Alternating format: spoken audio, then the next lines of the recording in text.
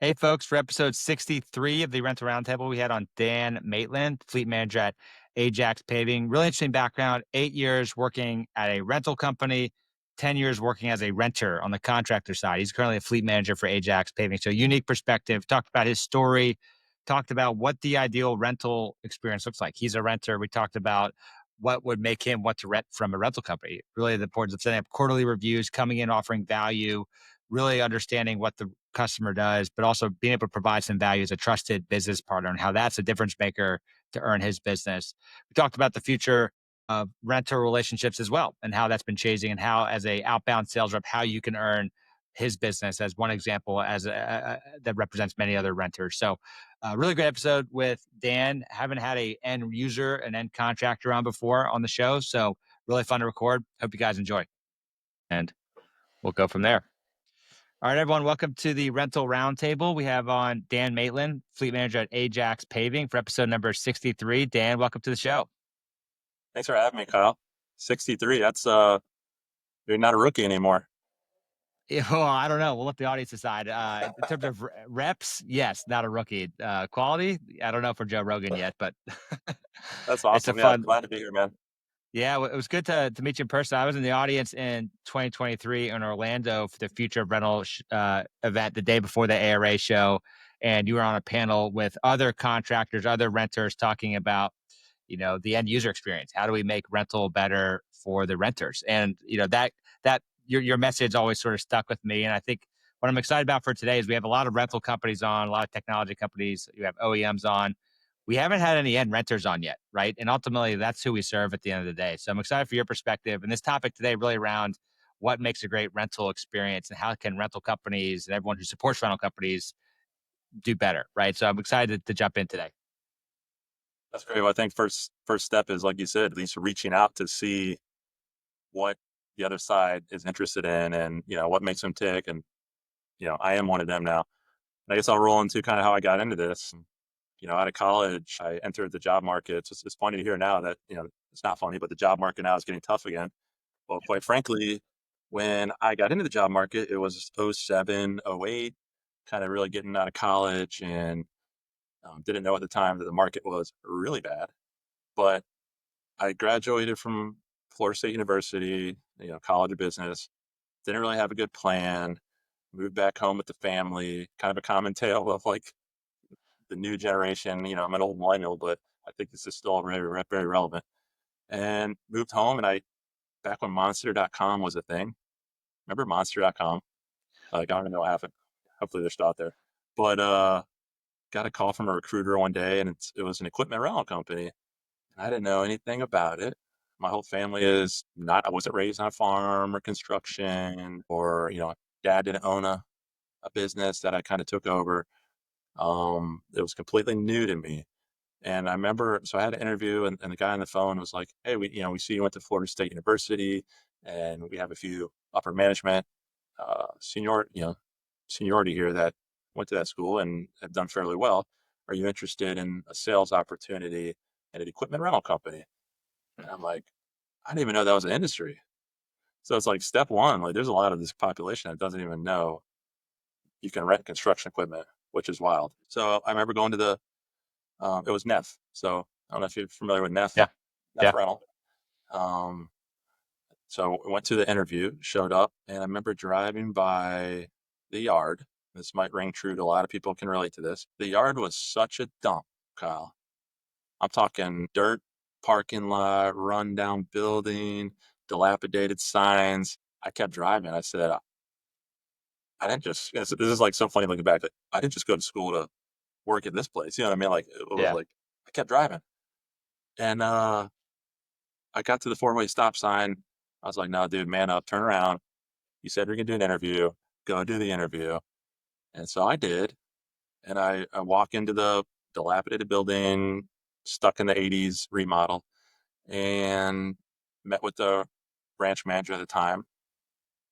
Big office, still smoking a cigarette in the office, 2007, 2008. Like, it was definitely a little late for that indoor smoking, I would think. And there was a sales manager there. So there's two people in the interview. And I just remember thinking, like, they also warned me. They said, do not show up in a suit. I'll never forget that. Mm. Do not. It's like a sign of the industry. I always respected that about the industry. You have a lot of money. You have a lot of smart people, and it's jeans and boots and polos. Do not wear a Yeah. suit. You know what I mean? Wall Street Yeah. guys do not apply if you're looking Yes. for, you know, whatever. If you're looking to walk to Starbucks at lunch, I'm all about that too. But this is not the business for you.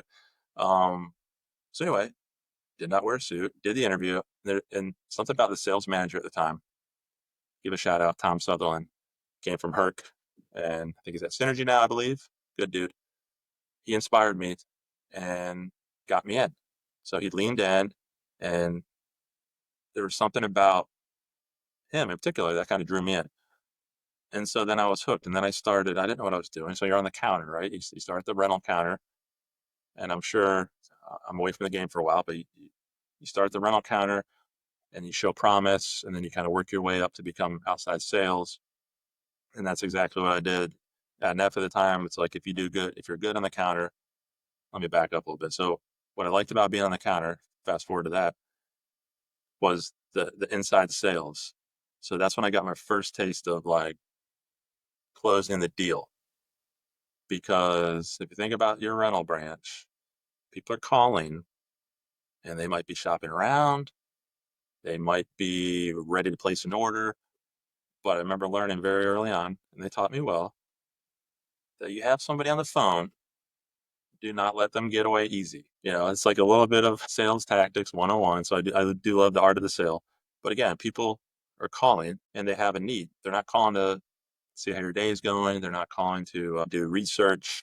They've probably already been online looking at what they want. They know they need probably shopping price.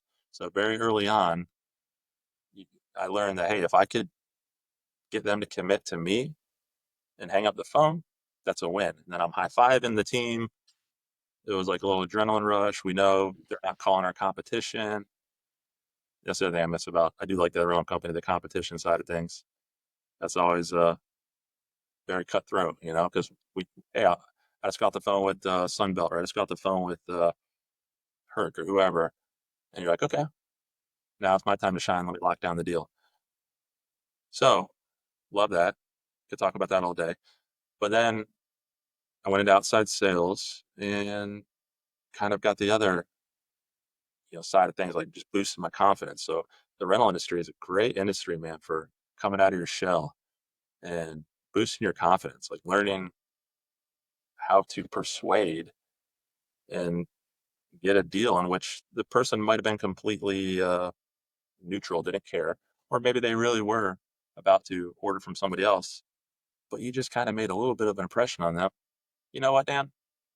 The price is close. We're going to go with you. Thank you. I appreciate the hunger. Mm. People want to do business with somebody that wants your business, right? Mm. I'm calling around and I'm going to spend a considerable amount of money. The person who is into my conversation is kind of energetic towards my conversation. I'm going to be much more. I might even pay a little bit more because you know what? I want to help put food on that guy's table. I don't want to rent from the people answering the phone that acted like they don't even want to be there. If you're a rental house right now, I would start at the counter because that's going to make or break your business. What's the strength of your counter? If you have a good counter person, lights out, it's game over. If your counter is weak, now you're going to affect a whole chain of events. You're going to let down your salespeople. You're going to let down your drivers. I mean, so really the counter, it's also the hardest job. That's the other thing too. It's like the thankless hardest job, the lowest paying job in the rental branch, but they have all the responsibility. Like everything is on their, it's always the coordinator's fault if something goes wrong, right? It's like Mhm. salesman calls in the deal. So that's my first taste of the salesman too. They would walk in the branch, got the swagger and like, whoa, I want to be that guy when I grow up, man. He's got it going on. Salesman, these guys got it. And they would call in the deal, and it's like, yeah, we'll get process for you, and da da da. Um, so very appreciative of my coordinator days. So then I went into outside sales. And I did that for another 4.5 years. So I would say my whole rental career was 8 years long out of college, most of it outside sales. And the very tail end, the last 2 years of my career, I left NEF at the time and had an opportunity to be a branch manager for Synergy Rents in Orlando. So it was exciting to be part of a startup at the time, which is funny they're not anymore, but at the time, very much a startup. And I got to taste the excitement and frustrations and everything of being a startup at the time, being a salesman thrusted into a management position by my own decision, by which I was ill prepared for. So that's another topic in the equipment rental industry. The current, as far as I know, when I left it, the process was always you kind of promote sales to management. Dude, that's not an easy transition. And just because you're a good salesman does not mean you're going to be a good branch manager. Yeah. So, and I failed first time, failed miserably, failed management 101. Still had a job, but basically got demoted to outside sales again. Was a branch manager, then got demoted to outside sales. And then also for everybody out there, we all know that doesn't translate well because you can't stick around after that. So once that kind of happened, I stuck around for a while and had an opportunity to become the fleet manager at Ajax Paving.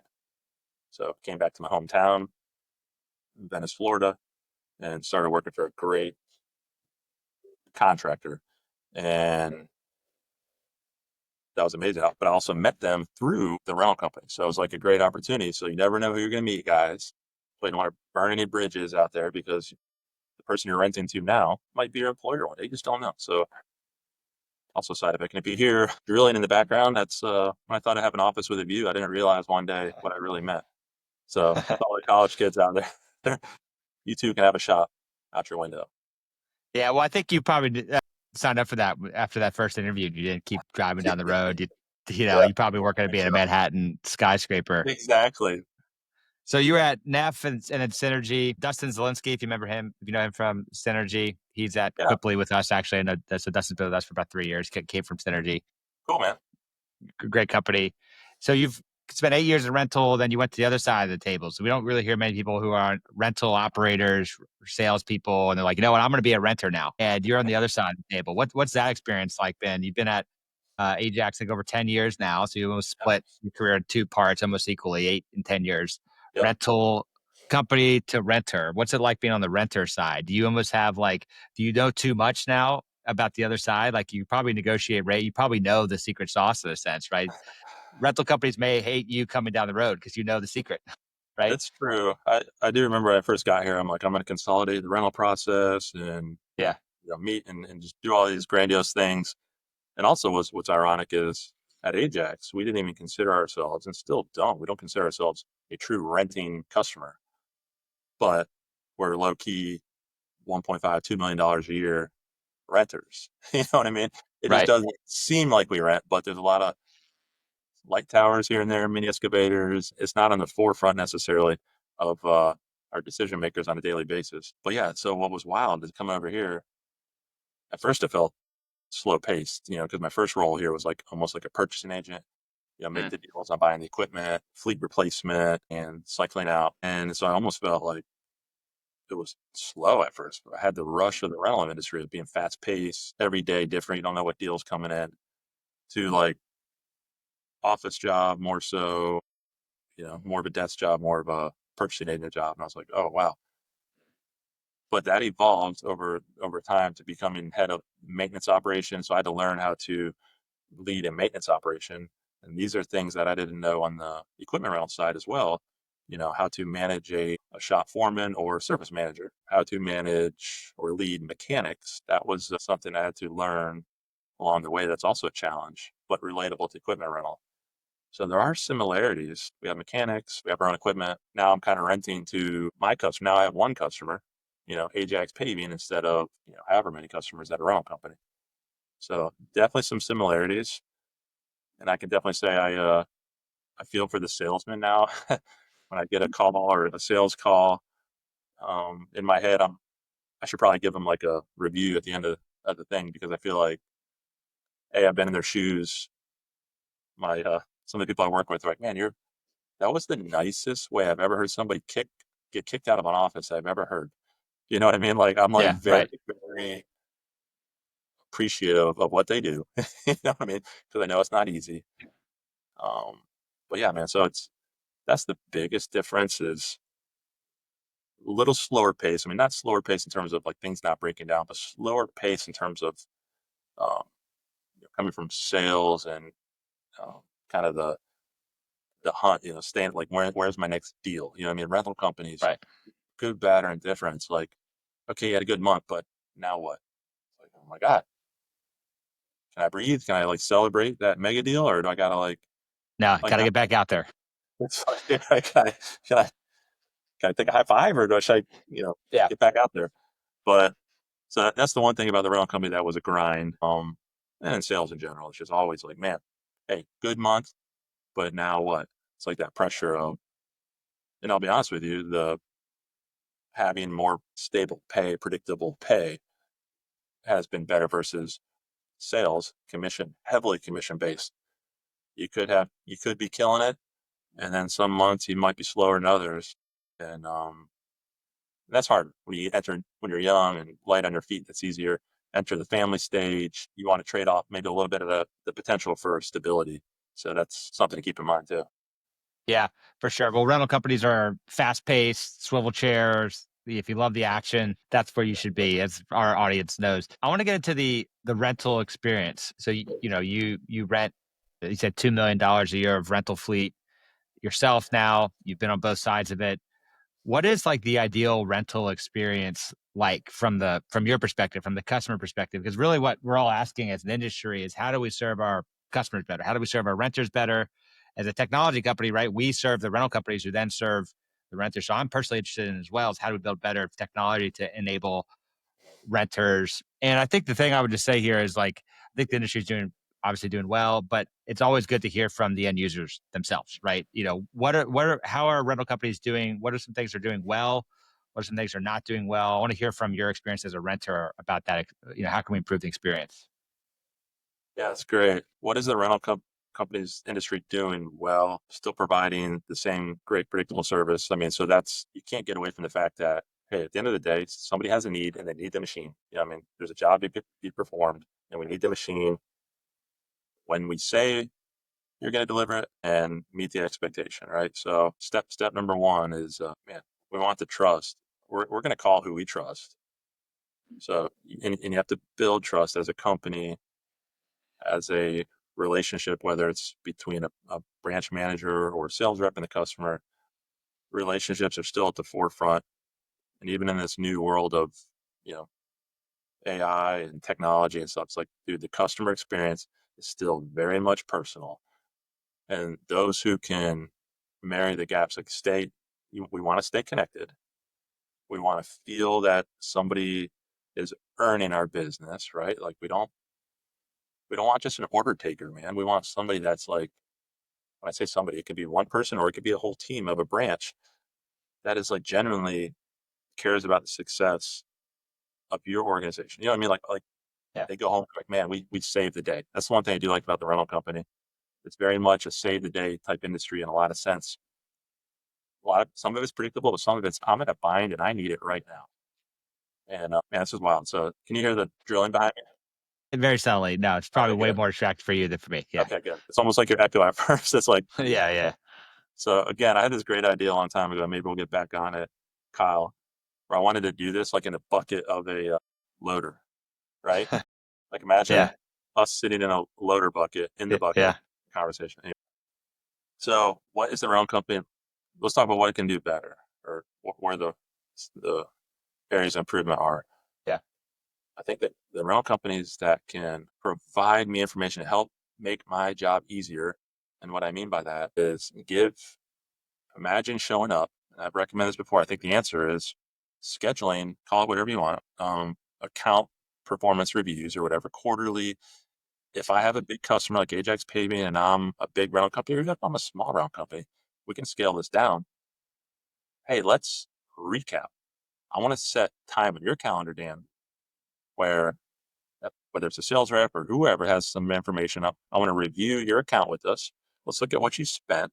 Let's look at what CAD classes equipment you've rented. And now let's come with some recommendations. Like, oh, well, actually, Dan, you know what? We'd like to pride ourselves in being part of your fleet plan.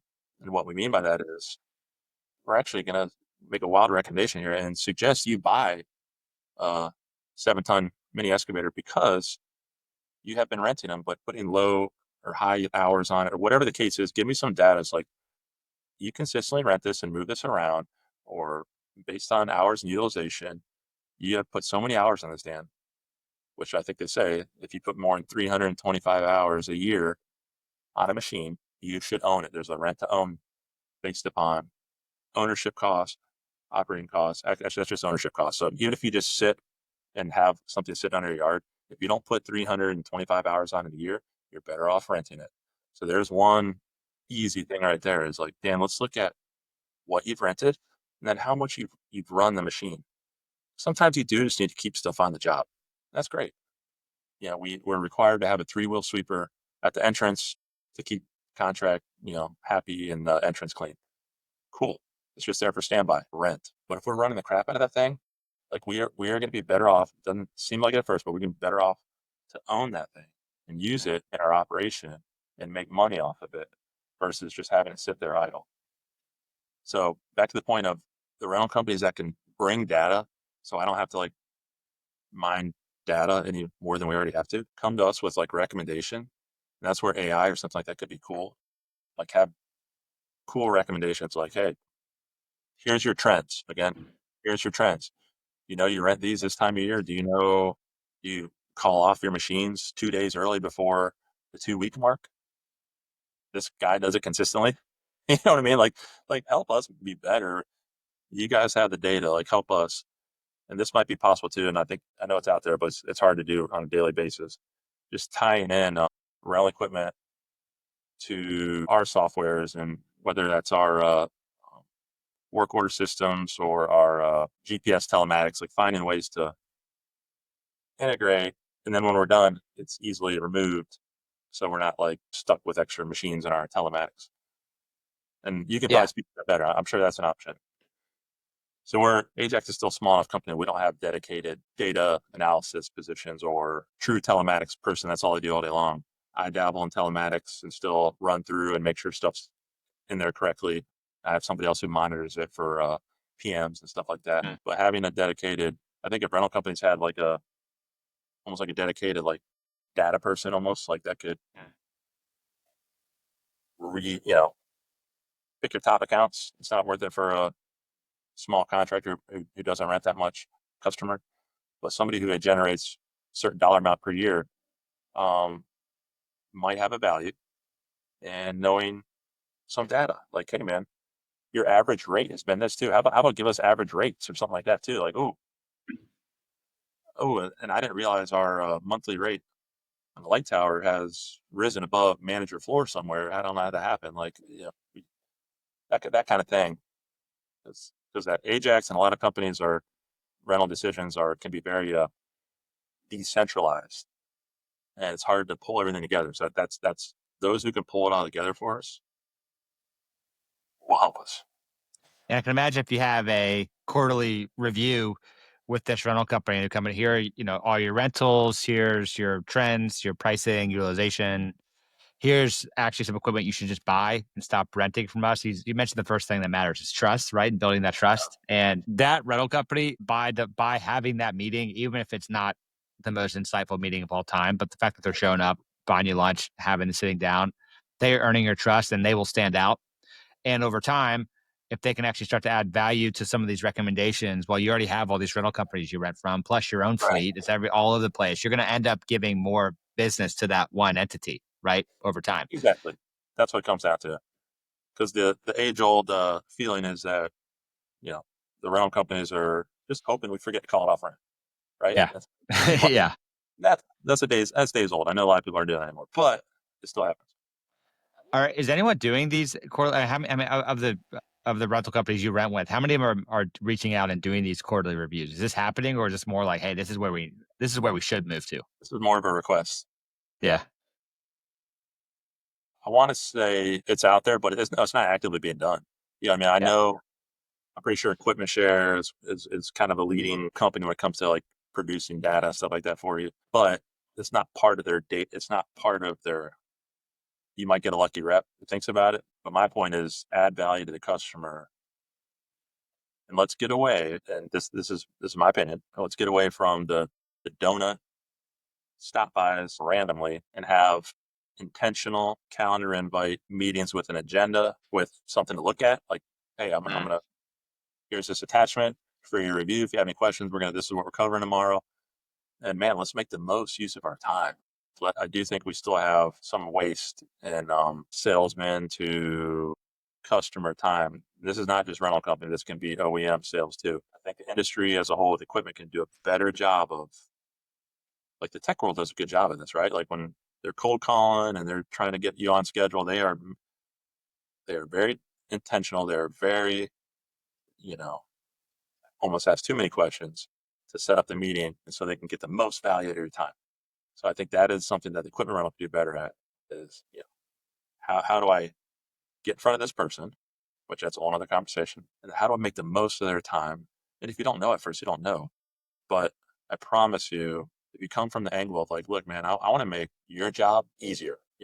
I want to handle the equipment rental side of things for you. Call me, be proactive, right? So who's the most proactive, right? So I think that's the key. Who is proactive? Who is calling us before we get to our own reminder? Hey, man, and your month's coming up. Where are we at? Like you said you only need this for a day, Dan. Like, boom, like we're those kind of things. Like, yeah, we still need to thank you. Put it on rent. And God, I think we're finally got to this point. Pre-releases, are we doing that now? Pre-call-offs, pre-releases in the industry. Mm. Mm. So Yeah. like, hey, I want to release this on July 31st, 9 a.m. I want to call it off rent. Telling you now, Kyle, I want it off rent July 29th. Like before, and even on the industry, it's like, oh, you got to call us the day. We can't do that. You know what I mean? Like, so I'm hoping. I'm also this is like rhetorical. Like I'm hoping like this is like the thing now because I hope it is. Yeah. So we talked about on what rental companies can be doing better. What they do great is obviously building trust. What they can be doing better is leading into that, right? Being proactive around recommendations, not just stopping by with a box of donuts, but Yeah, quarterly reviews. And the easiest revenue in the world is from existing customers rather than going a net new customer, right? If you have a customer who's already renting with you, get more market share. One way to do that is setting up these intentional reviews, offering value, telling them to stop renting these pieces of equipment and buy that. You've just built this trust, and you're in the office once a quarter, and the rental company, the contractor's happy to see you, right? Because you're adding value, and you have a natural upsell opportunity. sure. So we've talked about that, but what about for on the net new sales reps, right? Because you mentioned you don't like cold call. I mean, who likes cold calls, right? Random people stopping with donuts, Yeah, but you've been in that world, right, as an outside sales rep, and that's still an important part of rental companies' growth, and it's part of the industry. What would make an effective? What makes an effective outbound sales rep in the rental industry? What are some of the things that they should be doing to get first time renters, first time customers? man, outbound is so tough. Outbound is literally. Are we talking about outbound phone call? Any sort, phone call, email, in person visit, job site visit, anything that you're creating net new business. Yeah, Yeah, so we used to call them outbounds. Like you had to make so many outbound phone calls a day.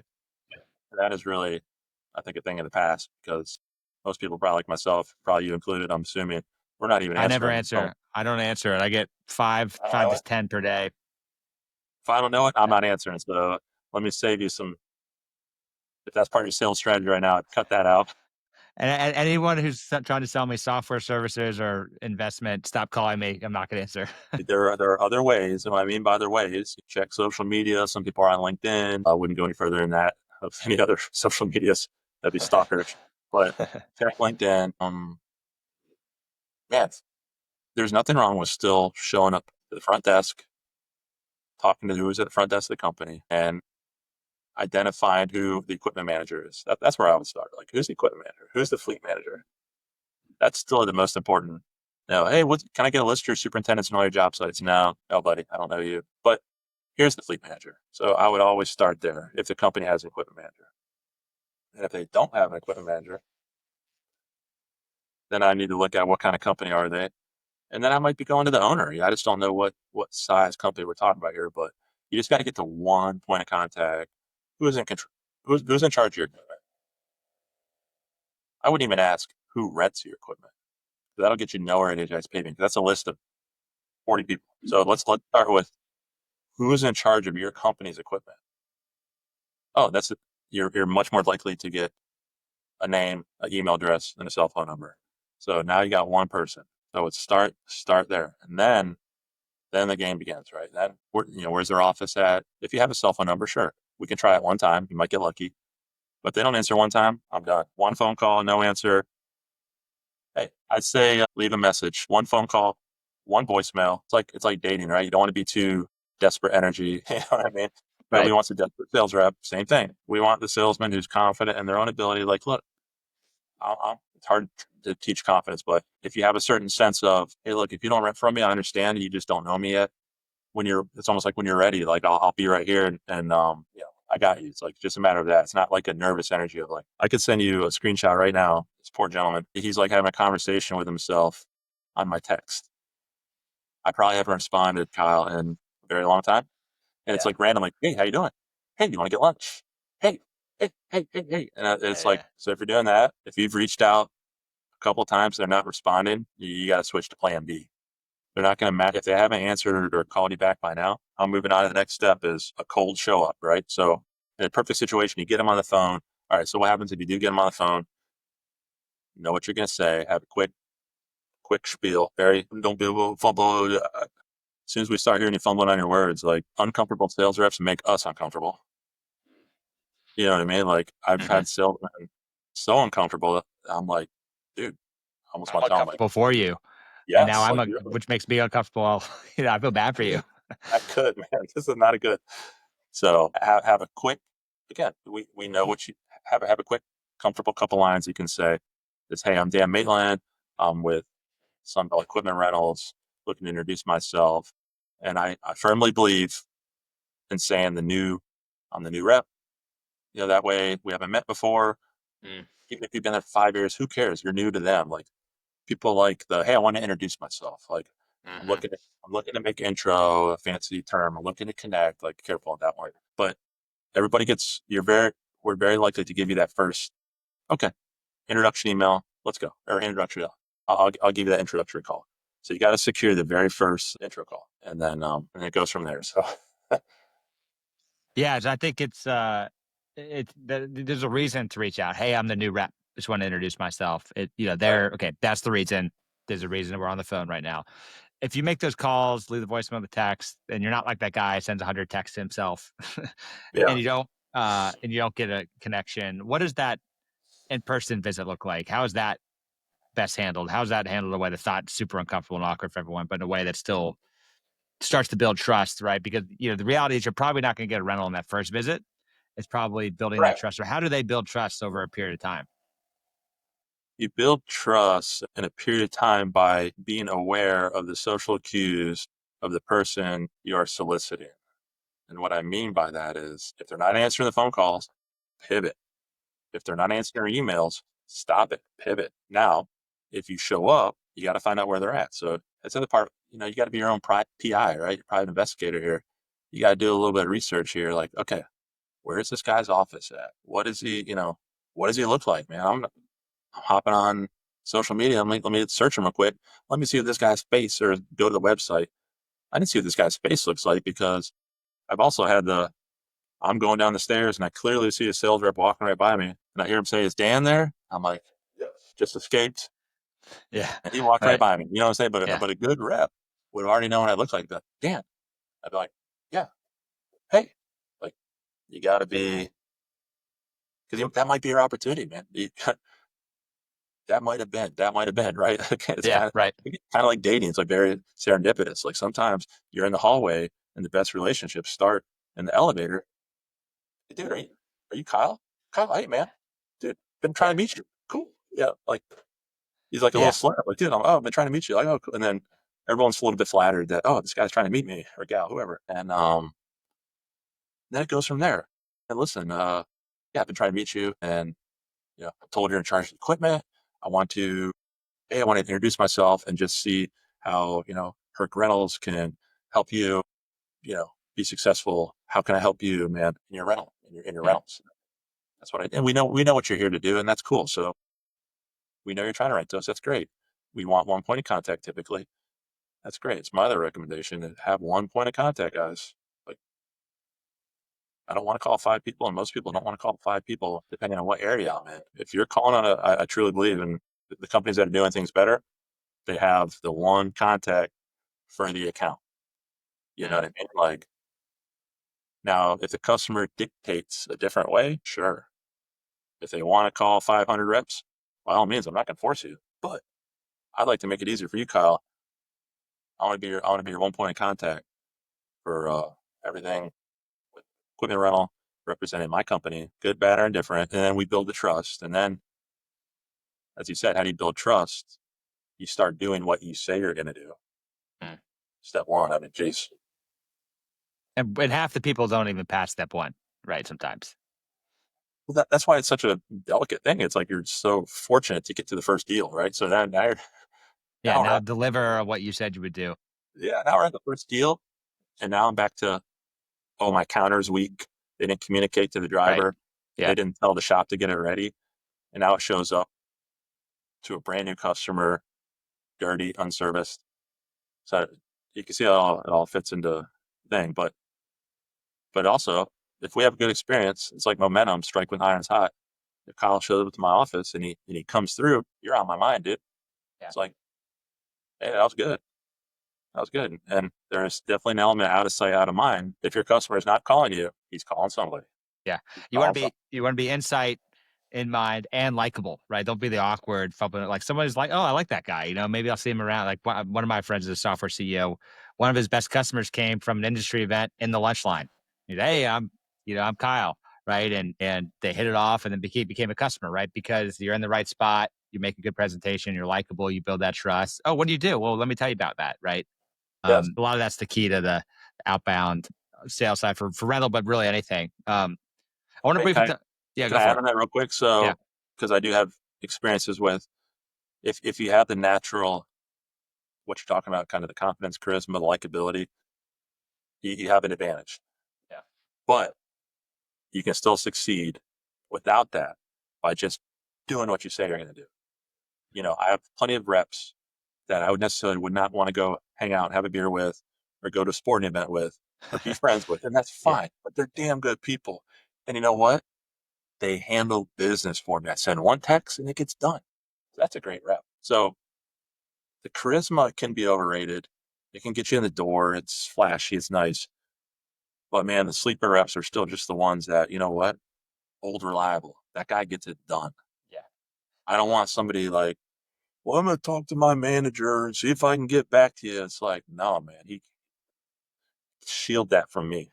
The sob story of the different layers of the onion you had to go appeal to get that credit, because I don't want to feel any guilt on it, and I don't care. And B, that's professionalism, dude. Like, we just want somebody that got the job done.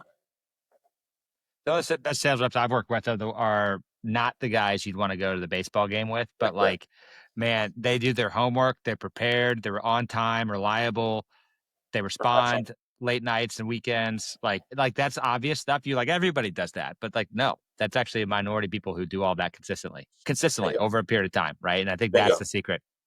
That is the secret, man. That hasn't changed over the years. That has always been the secret, and that will always continue to be the secret. So, step one, are your reps, are your people. Again, if I'm a manager, my rep comes to me and said, look, boss, I'm sorry, but I said this to the customer, and I need to back that guy up and look, all right, man, if you promise the customer, we're doing that, but don't do that again. Now we're going to have the conversation later. But the moment you undermine your rep or whoever the face is to the guy, customer, that's another problem. Now we just eroded that trust. So anyway, it's a whole other, Yeah. We could have a whole lot of yeah, time it's for a the whole next for the book on the for stuff. the next episode. We'll have you sit in a piece of equipment to record. But we're just out of time here. Well, man, I really appreciate your perspective as rental in a rental company, but now as a renter, right? I think you hit on some things that the rental industry could do to differentiate themselves, right? Reach out proactively with the quarterly reviews. You know, we talked about the that's a outbound big one. strategy, building trust. There's a lot of good stuff for rental companies to kind of hear here. Um, Last question I'd like to close with, best career advice you've gotten that's helped shape your success, or maybe some career advice that you've kind of taken to heart that's helped make you successful in what you've been doing. Man, so much of it for me, it's hard to look back at one thing that was said, but my best career advice is it all starts from within. Yeah. So, meaning, you know, if you're not happy yourself, if you're not living to your own core values, like you got to learn yourself, man. You can never sell. You're not going to be a successful salesman. You're not going to be a successful manager.